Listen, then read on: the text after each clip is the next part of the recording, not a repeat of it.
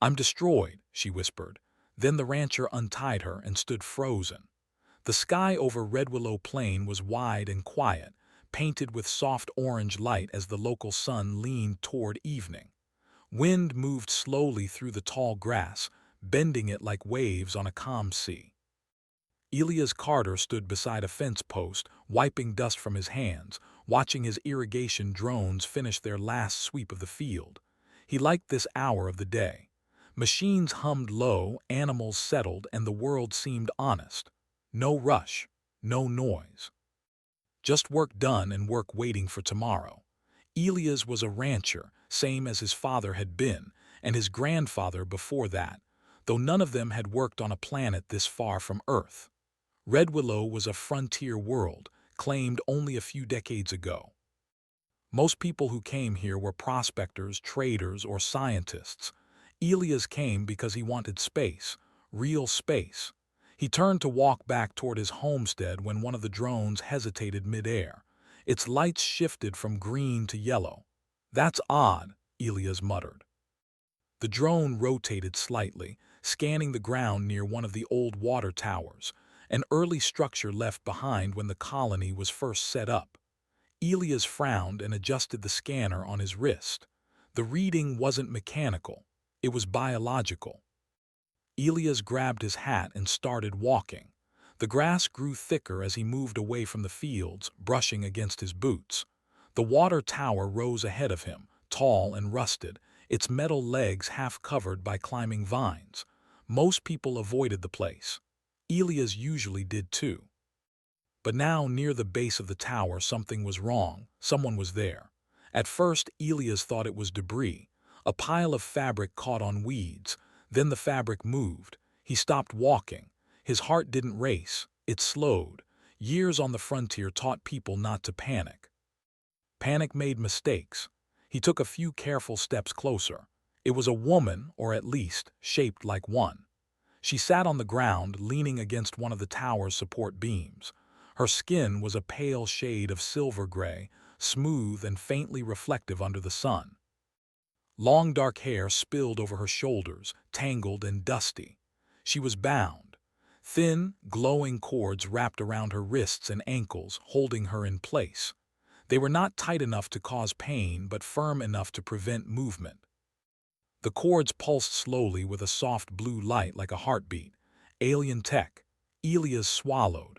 First contact procedures ran through his mind, step-by-step rules drilled into every colonist. Do not interfere. Do not touch unknown devices. Report immediately. But the woman lifted her head. Her eyes met his. They were large, dark, and tired in a way Elias had never seen before. Not fear, not anger, something deeper. Her lips moved. "I'm destroyed," she whispered. Her voice was soft, uneven, as if the words themselves were heavy. Elias stood there, frozen not by fear but by the weight of her voice. Destroyed, not injured, not hurt, destroyed. He crouched slowly, keeping his hands visible. "It's okay," he said, speaking gently the way he did to frightened animals. "You're not alone. I'm not going to hurt you." Her gaze didn't shift. She wasn't looking at him the way people looked at threats or help. She looked like she was already far away. Elias glanced at the glowing cords. They were clean, advanced, nothing like the rough restraints used by criminals or slavers. These were precise, purposeful. "Can you understand me?" he asked. She blinked once. "Yes," she said. "Your language is simple, direct." He nodded. "Good. My name's Elias. I live here." Silence stretched between them. The wind passed again, carrying the smell of dry grass and water. "What happened to you?" Elias asked. She closed her eyes. "I was left," she said, "because I failed." The words sounded rehearsed, as if she had repeated them many times with no one listening. Elias exhaled slowly. Frontier worlds attracted many kinds of trouble, but this didn't feel like trouble. It felt like aftermath. He studied the cords again. "Are those hurting you?" he asked. "No," she replied. "They are functioning." "That doesn't answer my question." She paused, then said, "They are not designed to cause pain." Elias nodded. That was enough for now. "I'm going to get you some water," he said. "I'll be right back." She didn't respond. He jogged back to the homestead and returned with a canteen, careful not to make sudden movements. He knelt and held it near her lips. "Can you drink?" "Yes." She took a few small sips, then stopped, as if remembering something important. "Thank you," she said. Elias offered a small smile. "You're welcome." He looked again at the restraints. "Do you know who put those on you?" "Yes." "Are they coming back?" "No." That answer bothered him more than any other. Elias leaned back on his heels, thinking. The cords were alien tech. He had no idea what would happen if he touched them, but leaving someone bound out here, alone, exposed, felt wrong. "How long have you been here?" he asked. She looked toward the horizon. 2 full light cycles, 2 days. Elias clenched his jaw. "Why didn't you leave?" he asked. She looked back at him. "I could not." "Because of the cords?" "No," she said softly. "Because of what they took." Elias didn't understand, but he didn't push. He stood up and paced a few steps, rubbing his neck.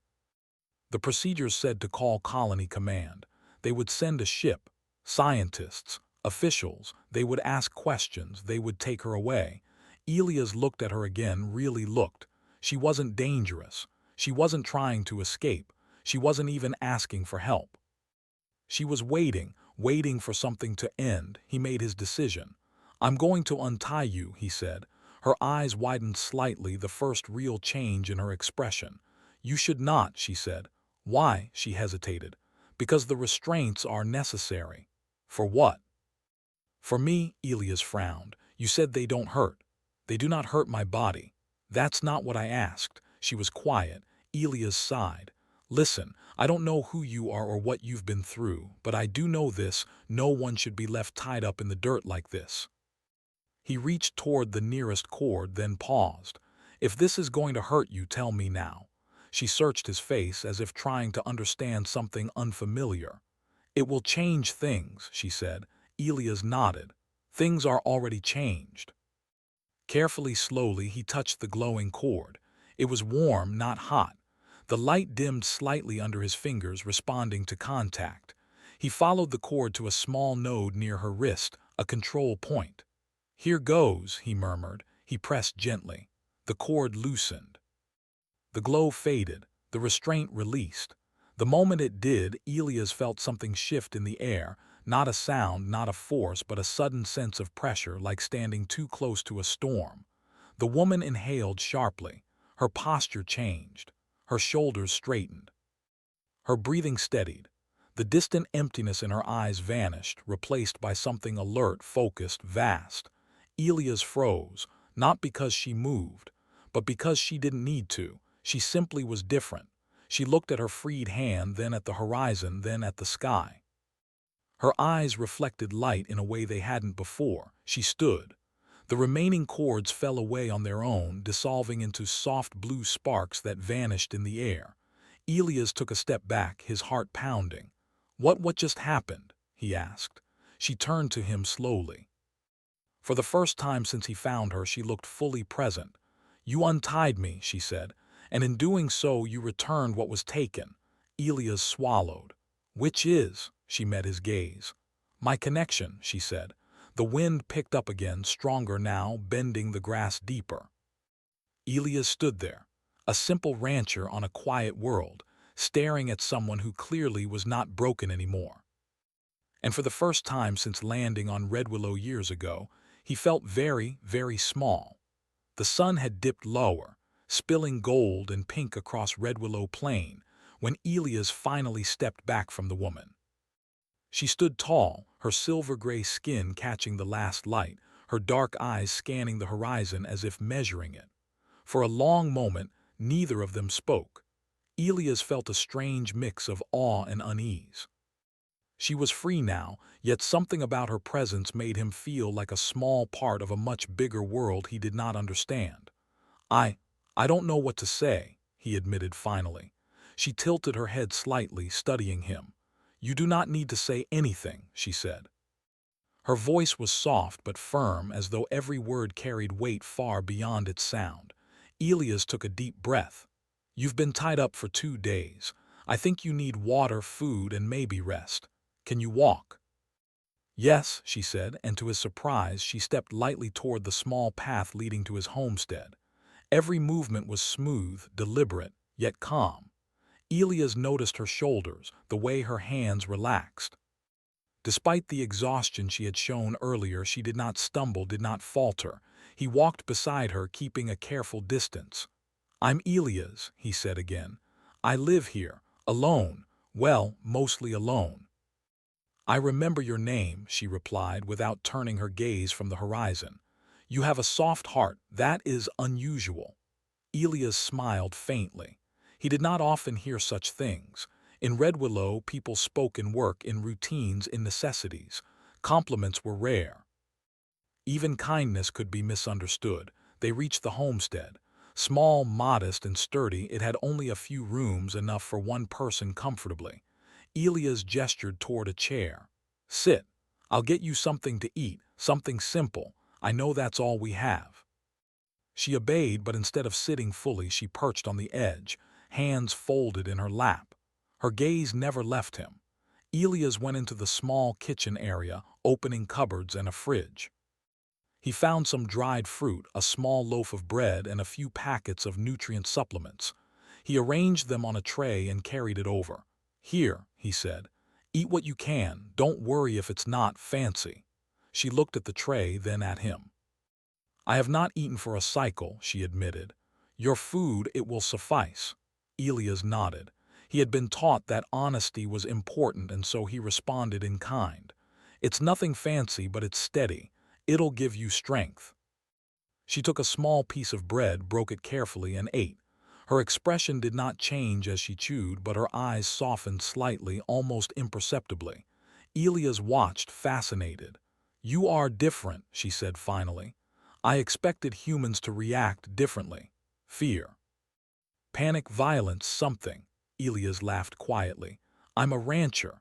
I deal with stubborn animals, broken machines, dust storms, and problems. Fear isn't useful most days. Violence, well, that's only for emergencies." Her eyes widened slightly. "Then you are unusual among your kind," he shrugged. "Maybe, or maybe you've just met a good one." She studied him, her gaze sharp and searching. "Perhaps, but you freed me. That was unexpected." Elias settled on the floor beside her. "I couldn't leave you there." "That wouldn't have been right." For a moment, silence fell between them again, filled only by the faint hum of the home's air systems and the distant sounds of wind over the plains. "Destroyed," she whispered. "I said that word when you first saw me." Elias nodded. "Yes. You said you were destroyed, but now you don't seem destroyed." Her gaze turned toward the window, toward the expanse of fields stretching to the horizon. "I am not destroyed in body, but in function, in purpose. That is why I was left. That is why I could not move on without release." "Function?" Elias asked, frowning. "What do you mean?" "I am a navigator of possibilities," she said slowly. "My people, we are trained to perceive outcomes, consequences, paths, choices. We see threads that stretch across lives, across planets, even across species. My task was to maintain balance." Elias blinked. "Balance?" "Yes," she said. "Interference in galactic matters, diplomatic tensions, trade routes, survival of civilizations. I failed." Elias considered her words. He didn't fully understand, but he knew enough about mistakes to relate. "Everyone failed sometimes. Everyone. Everyone fails," he said quietly. "Even me.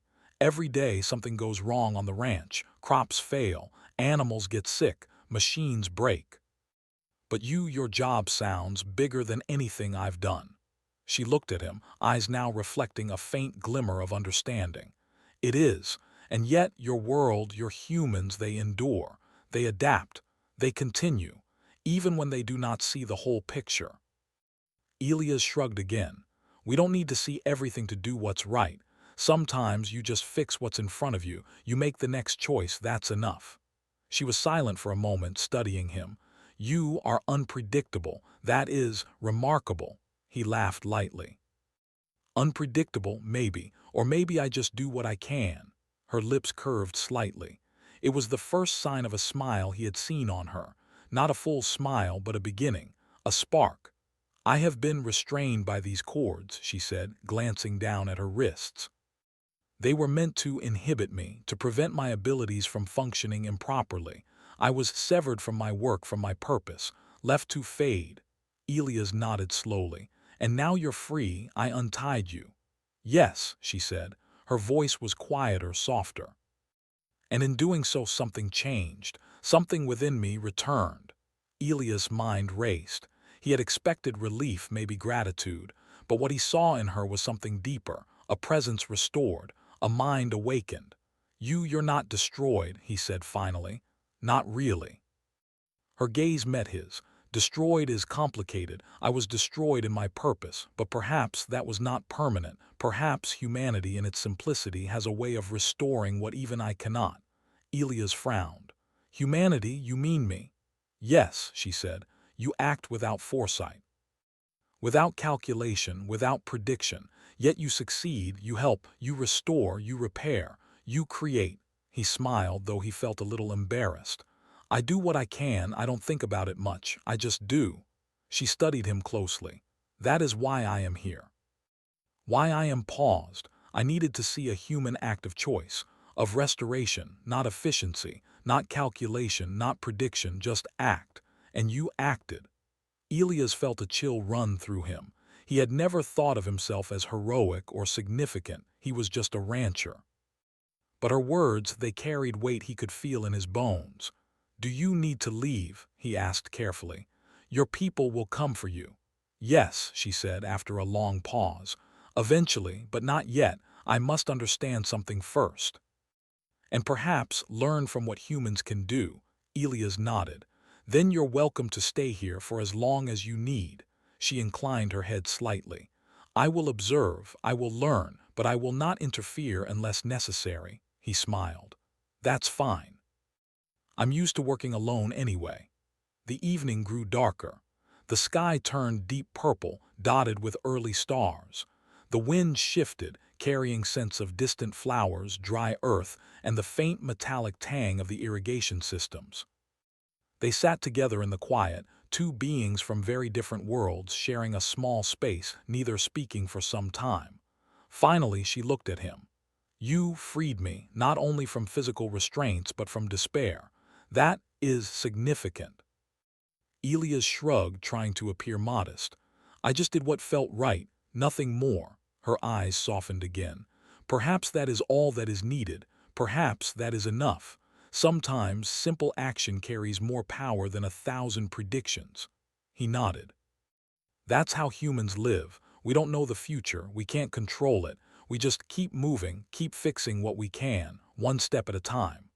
She studied him, her gaze intense but calm. Then, perhaps I have misjudged your species. Perhaps humans are not just unpredictable.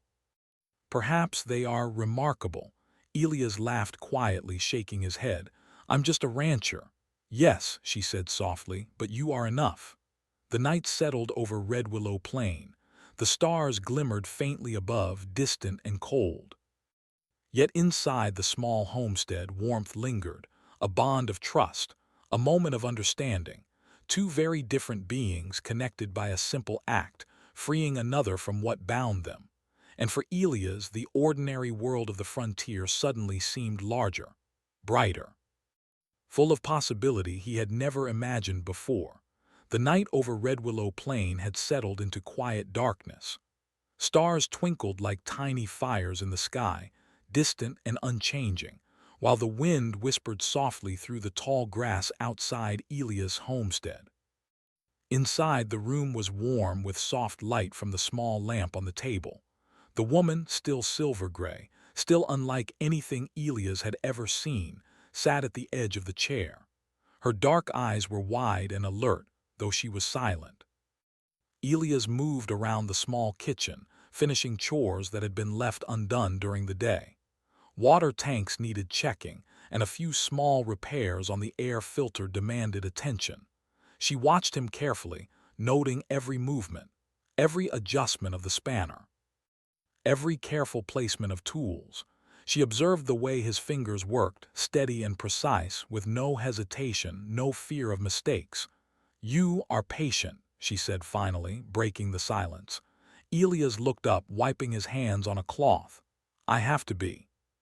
Things break, animals get sick, crops fail. If I panic, nothing gets fixed. Simple as that. Her gaze lingered on him. You do not need to see the full picture to act. That is unusual. My people rely on foresight. We calculate every outcome, measure every thread, predict every consequence. And yet, you repair what is broken without knowing the future. Elias chuckled quietly. I don't know the future. I don't care much about it. I see a problem, I fix it. That's all. She tilted her head slightly. That is remarkable. He shrugged, trying to appear casual, though inside he felt a small thrill. Humans rarely impressed aliens, especially not ones trained to observe possibilities across worlds. Over the next few hours, they moved around the homestead together. She watched, always quiet, as Elias prepared a simple meal of bread, fruit, and boiled protein packets. He talked about the land, the irrigation, the animals he raised, and the small routines that made life work. I do not understand your species, she admitted. You do not calculate, you do not predict, you take each moment as it comes, and yet you endure, you thrive. Elias shrugged again. We survive because we have to, because we care. Because giving up is, well, it isn't something we do very often. She studied him silently, absorbing his words. Care, that is not common among your kind, not to this degree. You do not calculate the benefits. You do not weigh the cost. You act out of what? Morality. Instinct? Both, he said. Mostly instinct. I see what's in front of me. I see who's in trouble. I help. Simple as that. For a long moment she said nothing. Then she looked out the window toward the plains. Your species is unpredictable. That is dangerous, yes. But it is also extraordinary. You survive despite what should have defeated you. You act where logic would fail. You trust where others calculate. You repair the broken threads without ever seeing them. Elias shook his head. I'm not special, just human, that's all. She smiled faintly. Perhaps, but your simplicity, it carries power, greater than I have seen, greater than my people could predict. He laughed softly. That's a lot of words for just me fixing a few pipes and feeding some animals. Her eyes sparkled. Fixing pipes, feeding animals, yet each choice you make affects more than you realize. Each act of kindness, of attention, of care, it restores what was lost. It mends threads. It changes outcomes in ways you cannot see. Elias stopped, leaning on the counter. Threads. Life threads, she said softly. Connections, relationships, outcomes. Even small actions have ripples. You humans, you act without needing to see them, and that is extraordinary. He shook his head. I still don't understand why you're so fascinated by me. She tilted her head. Because you are the human variable, unpredictable, unmeasurable, unbound, and yet capable of restoring what even my abilities cannot. Elias blinked. You mean I'm better at fixing some things than your whole species? Not better, she said slowly. Different, unrestrained. Your species does not calculate every possible failure. You repair, you act, you endure, and you create hope. That is a power we underestimated. He leaned back, running a hand through his hair. I just do what I can. That's all anyone ever does. She studied him, her expression unreadable. And yet you make the impossible look simple. That is why I am here, why I am observing, why I needed to see a human act in freedom. Elias frowned. Observation, what do you mean? My people, she said, her voice quiet, seek to understand outcomes, to predict consequences, to prevent disaster. But humans, you cannot be predicted. You adapt. You survive. You act without foresight, yet you succeed. You restore what is broken without knowing the full scope. Elias nodded slowly. I think I understand a little. Maybe you're saying humans are lucky. Not luck, she said firmly. Resilience, morality, choice. You do not need calculations to make a difference. You simply act. And that is something my people cannot fully comprehend. The air between them was quiet, filled with soft hums of the homestead systems. The woman rose from her chair and walked to the window, looking out at the plains bathed in moonlight. "I see now," she said softly, "why humans endure. You do not need to understand everything. You do not need to control every thread. You repair, you act, you endure. That is remarkable." Elias joined her by the window, looking out at the open land. The wind whispered through the grass, carrying the scent of earth and distant flowers. "We survive because we care," he said simply. "Because giving up isn't something we do. Because fixing what's broken is better than waiting for someone else to do it." She nodded slowly. "Yes.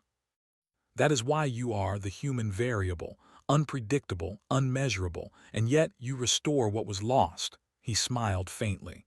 "I think you're overestimating me a little." "No," she said softly. "You underestimate the power of simplicity, of action, of choice." They stood together, silent, watching the plains. Elias realized something in that quiet moment. Though she had been tied, restrained, and nearly destroyed in spirit, she was now learning something he had always known. Life did not need perfect prediction to continue. It only needed effort, attention, and care. "Tell me," Elias said finally, "what do you see now without the restraints?" Her gaze swept the room, then the horizon, then the night sky. "Possibilities," she said. "Outcomes, threads, decisions, risks, and hope. Something I had not felt since before I was severed." Elias nodded.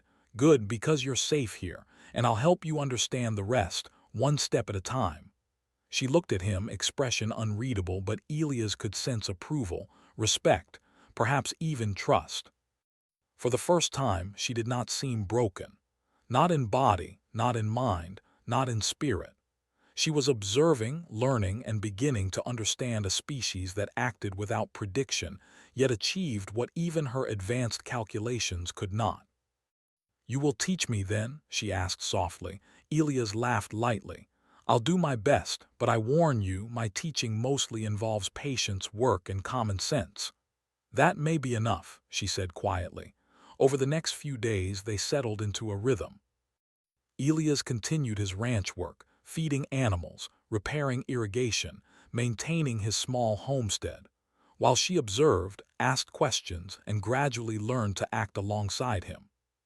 She discovered the simple tools humans used, the logic behind irrigation, the care needed to tend animals, and the way small choices could create big effects. She began helping, not out of necessity, but out of curiosity and respect. And through it all, she began to see the truth that Elias had spoken. Humans did not need foresight to create change. They needed effort, attention, and choice. That, more than prediction or calculation, was the true power of humanity. By the time the third cycle of nights passed, she was no longer just observing. She was participating, learning the rhythms of a human life, discovering the strength that came from simplicity, resilience, and quiet determination. And Elias, watching her finally smile without fear, understood something too, that even the most advanced beings could learn from humanity's greatest trait, the ability to act, to care, to endure, even when the world seemed impossible. For the first time, she admitted to herself that perhaps humans were not the species her people had underestimated. They were something far more remarkable.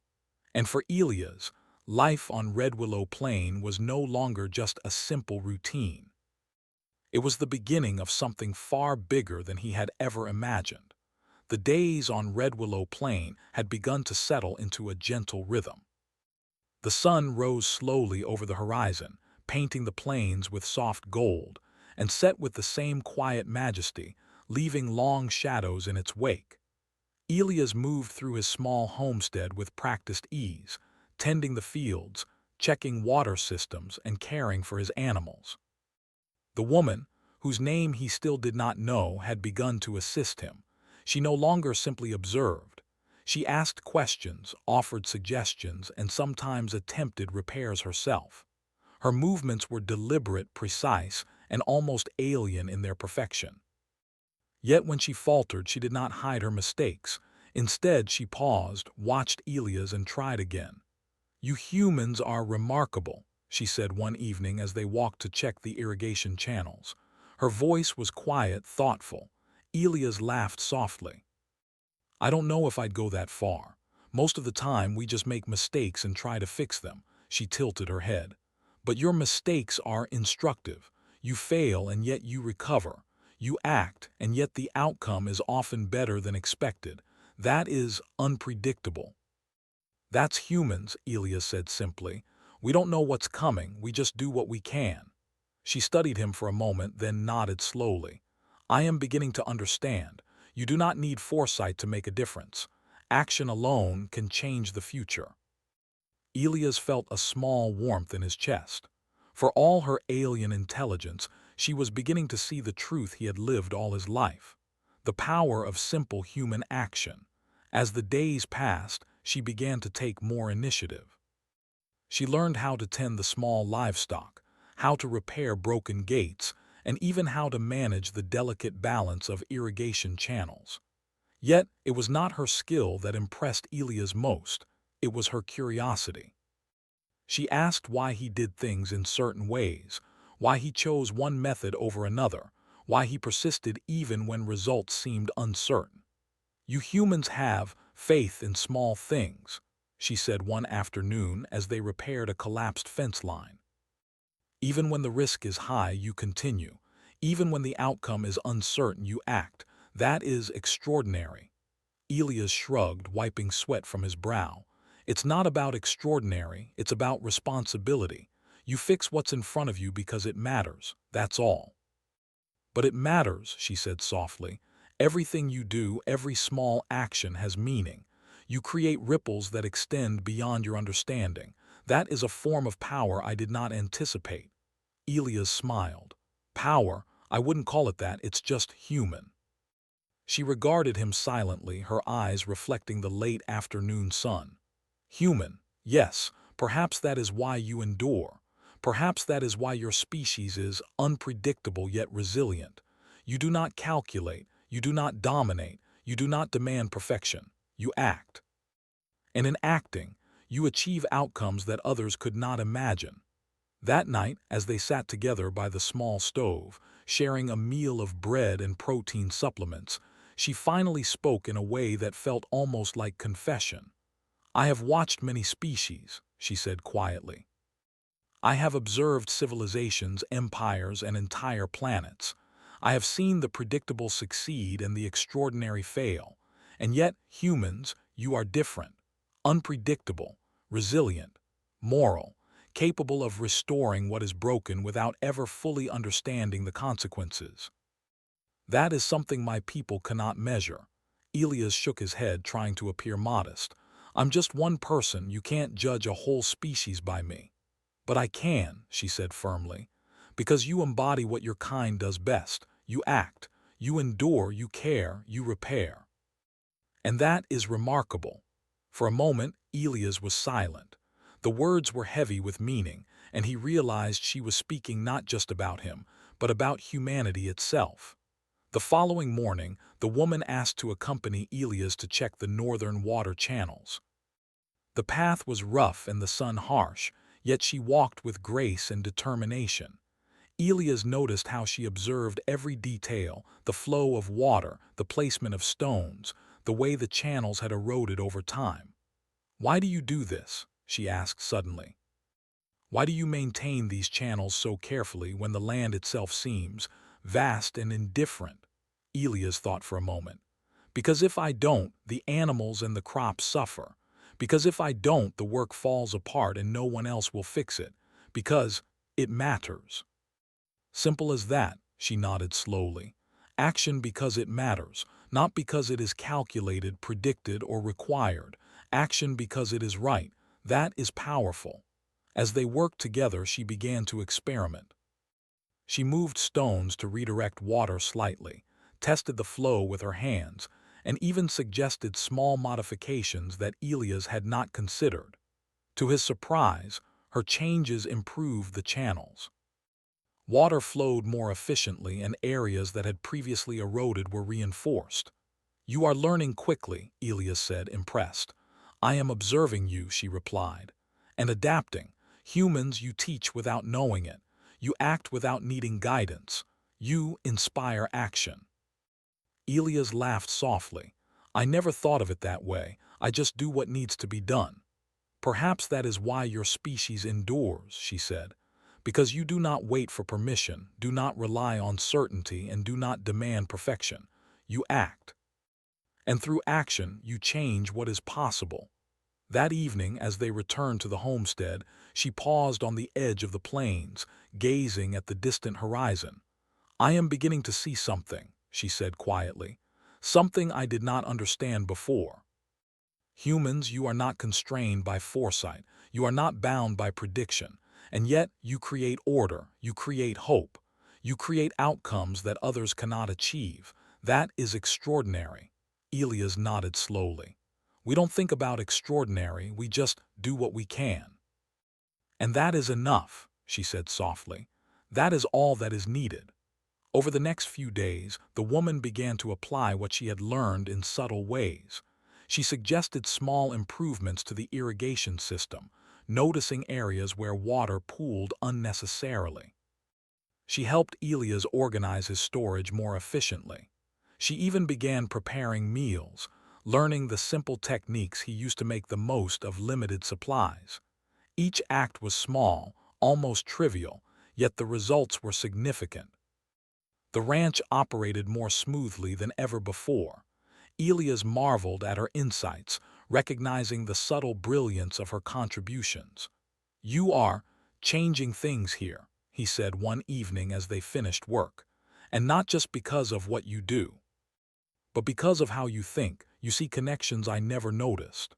Yes, she said quietly. Connections, threads, outcomes. That is what I was trained to see, but humans, you see threads through action, not calculation. And that is something I did not understand until now. Elias smiled. Then I guess we're learning from each other. Yes, she said, but you teach more than you realize. Humans, your simplicity carries power. Your choices create ripples beyond your understanding. That is why you endure. That is why you are remarkable. The days turned into weeks, and the woman grew stronger, more confident, more human in her understanding. She laughed softly when Elias told stories about the ranch animals. She helped him repair fences and maintain equipment. She even began to notice patterns in the way the plains shifted with the seasons, learning to predict water flow and animal movement through observation rather than calculation. One evening, as the sun set in brilliant shades of orange and pink, she spoke again. I have observed much since my arrival. I have seen humans act without foresight, yet achieve outcomes my calculations could never predict. I have learned patience, endurance, and the power of small choices. I understand now why your species is unpredictable, and yet resilient and powerful. Elias nodded, his heart swelling with quiet pride. I think that's what we humans do. We act, we endure, we care, and we hope. That's it. That's all we know, but it's enough. She looked at him, her eyes reflecting the last light of the sun. Enough indeed. Perhaps that is all that is ever needed.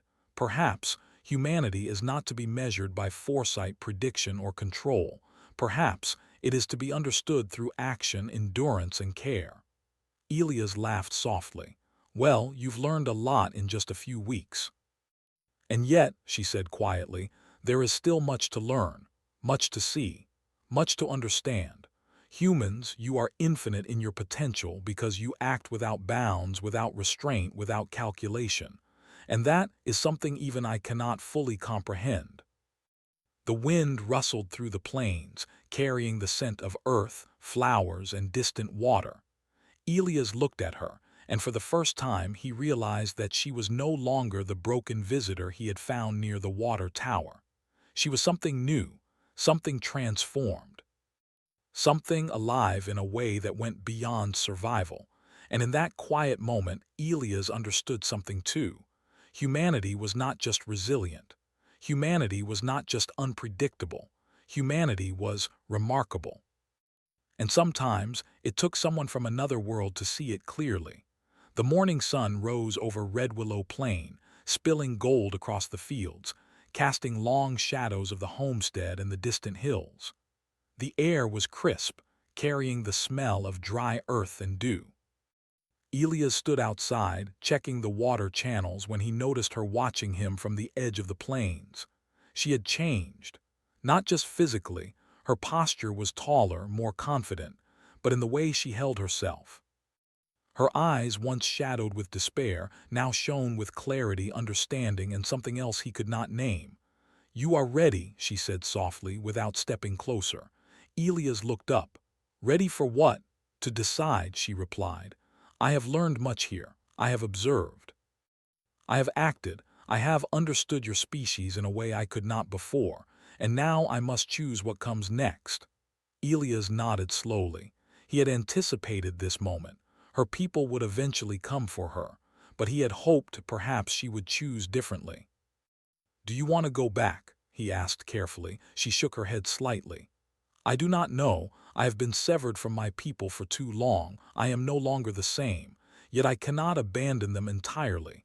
But I can bring what I have learned here to bridge understanding, to teach, to change outcomes not through calculation but through example. And that is where humans are most instructive." Elias leaned against the railing of the water channel, considering her words. "So, you're saying humans taught you something?" She smiled faintly. "More than taught. Humans revealed a truth I had overlooked. You do not need foresight to act rightly. You do not need to predict consequences to create hope. You act, you endure, you care. And in doing so, you repair what is broken." He nodded. "That's what we've always done. That's just how we live." "Yes," she said, stepping closer, "and that is why you are remarkable. That is why your species endures where others fail. That is why I am changed." Elias felt a lump in his throat. The frontier world had always been simple to him. Work, survival, routine. Yet here stood someone from another world, someone infinitely more advanced in knowledge and perception, acknowledging the power of his simple choices. "You understand humans," he said quietly. "Yes," she replied, "but not just me. I will carry this understanding back to my people. Your example, your actions, your simplicity, they will show that power does not always lie in prediction, in control, or in knowledge. Power lies in action, in endurance, in care, in choice." Elias smiled softly. "I never thought of it that way." "You never had to," she said. "You lived it. You demonstrated it." The wind blew across the plains, rustling the tall grass. The distant hum of the irrigation system sounded almost like a heartbeat. Elias and the woman stood together, silent, sharing a moment that neither fully understood, yet both felt deeply. Finally, she spoke again. "I must leave soon. My people will arrive. They will expect answers. They will expect obedience. They will not understand what I have learned here." Elias frowned. "Will they accept it?" "I do not know," she admitted, "but I must try, and I will try with the example humans have given me. I will show them that action, care, and endurance, these are as powerful as prediction and calculation." He nodded slowly. "I hope they see it. I hope they listen." She looked at him, eyes softening. "And you, human, have given me more than freedom. You have given me understanding. You have restored hope where I thought none remained. That is a gift I cannot repay." Elias shook his head. "No need, just live well, keep learning, keep acting. That's enough." Her gaze turned toward the horizon, toward the rising sun. "It is enough," she said softly, "because humans, you make it so. One action, one choice, one day at a time." Days passed in quiet preparation. She observed Elias as he worked, noting every detail, every decision, every small act that kept the ranch functioning. She asked questions, tried tasks herself, and sometimes offered gentle suggestions that improved efficiency. Elias marveled at her insight, realizing that even in her alien precision, she had learned to respect human methods, how effort, persistence, and care could achieve results beyond calculation. One evening, as the sky turned shades of orange and pink, she turned to Elias. "I am ready," she said. "Tomorrow I will meet my people. I will tell them what I have learned. I will show them that humanity is extraordinary in its simplicity." Elias nodded. Then go with what you know, and remember humans act. That is enough. The following morning she left the homestead before dawn, moving silently across the plains. Elias watched from the porch as she walked toward the distant hills, her figure slowly disappearing into the early light. She paused once, looking back. "Thank you," she said softly. Elias waved. "Good luck." She disappeared from view, leaving Elias alone with the plains, the homestead, and the quiet hum of his daily life. Yet something had shifted. The encounter, the lessons, the understanding, they lingered in the air like a faint pulse of energy. Weeks passed and Elias returned to his routine. The ranch thrived. The water channels flowed smoothly. The animals were well cared for. Yet occasionally, when the wind rustled through the grass or the sun caught the plains just so, he felt a presence, like a reminder that the universe was larger, stranger, and more alive than he had ever imagined. Then, one afternoon, a signal arrived. A small alien craft landed near the homestead. Elias approached cautiously, unsure of what to expect. The woman emerged. Her posture was as confident as ever, but now there was a light in her eyes that had not been there before. Behind her, a small delegation of her people disembarked, curious and watchful. She turned to Elias. "I have brought them," she said. "They will listen. They will learn. They will understand through example, not calculation. And they will see why humans endure, why humans act, why humans repair what is broken." Elias felt a swell of pride, not for himself but for the species he belonged to, for the quiet, simple power of human action that had impressed an entire alien civilization. The delegation studied the ranch, the land, the animals, and the small routines of Elias' life. The woman guided them patiently, showing how humans approach problems, how they persevered, how they cared for one another and for their environment. The aliens listened, observed, took notes in ways humans could not perceive, and slowly understanding began to form. "You have taught us much," she said finally, turning to her people. "Humanity is not constrained by foresight or calculation. Yet their actions create ripples that restore, that heal, that endure. They act with care, with persistence, and with moral clarity. That is power." Her people nodded slowly. Some expressed doubt, others curiosity, but all were captivated. And in that moment, Elias understood the full meaning of what had occurred. Humans had acted without expectation, without calculation, without knowing the consequences, and yet their actions had changed an alien perception of life, power, and responsibility. Elias smiled quietly, watching the interaction. The woman had restored herself through human example, and in turn, humanity had been recognized as a force of quiet, steady, enduring strength. That night she returned to him, alone once more. "It is done," she said softly. "My people understand, and I am no longer broken. Not in body, not in mind, not in spirit. I am whole." Elias nodded. "I never doubted it for a moment." She smiled, faintly, genuinely. "Because of humans," she said, "because of your species. You have shown me what is possible when action, endurance, and care guide every choice. You are remarkable." Elias laughed softly. "I'm just a rancher." "Yes," she said, "but your kind humanity is enough. One act, one choice, one day at a time. That is more than enough." The wind rustled through the plains. The stars appeared, soft and distant, and the quiet hum of the homestead filled the night. Elias looked out over his land, feeling the vastness of the universe and the quiet truth of what had occurred. Humans had acted. They had endured. They had repaired what was broken, and sometimes that was enough to change everything. For the woman, the aliens, and perhaps even the galaxy beyond Red Willow, the lesson was clear. Humanity was not just a species. Humanity was hope, and hope endured.